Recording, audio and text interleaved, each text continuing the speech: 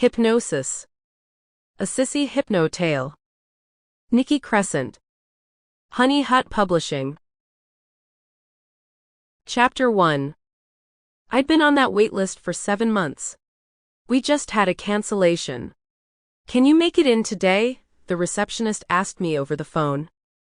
"I'll be right there," I said, springing to my feet. Hypnosis was my last resort. I'd tried everything else: patches, vaping, dipping cigarettes into apple cider vinegar so that they would taste rancid when lit. I'd read all of the books on quitting, and I'd even had a few health scares that should have helped, but nothing worked.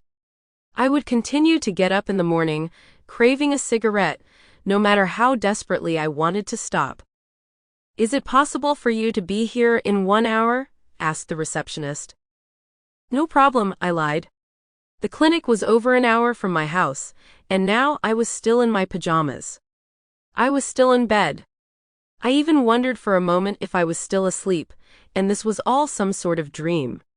It really did seem too good to be true, but I usually didn't have nice dreams. I was one of those people who only ever had nightmares.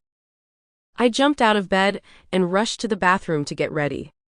As I brushed my teeth, I looked at myself in the mirror. My clothes were outdated and ill-fitting, a stark reminder of my poor income. I'd been fired from my job at the recreation center because my boss got sick of me showing up, smelling like cigarette smoke. Then I got fired from my job at the daycare because I was caught smoking a cigarette outside on the little playground. I made sure the wind was blowing the smoke away from the kids, of course. The only job I was able to get was washing dishes at an old pub, making minimum wage. Those damned cigarettes were holding me back from everything in life, it seemed. Even my clothes took a hit. My once white shirt was now a slight tone of yellow, and I couldn't help but wonder if that was from the cigarette smoke. I sighed and decided to push those thoughts aside. Today was about quitting smoking, not worrying about my appearance. After a quick shower, I walked over to my closet to pick out an outfit. I settled on a pair of faded jeans and a t-shirt, nothing too fancy. I hastily put on my shoes and grabbed my wallet and car keys. As I rushed out the door, I couldn't help but glance back at my small apartment. It was a tiny one-bedroom apartment with a single window that faced the street. The paint on the walls was starting to peel, showing the blue that the previous tenant had made every single wall in the house.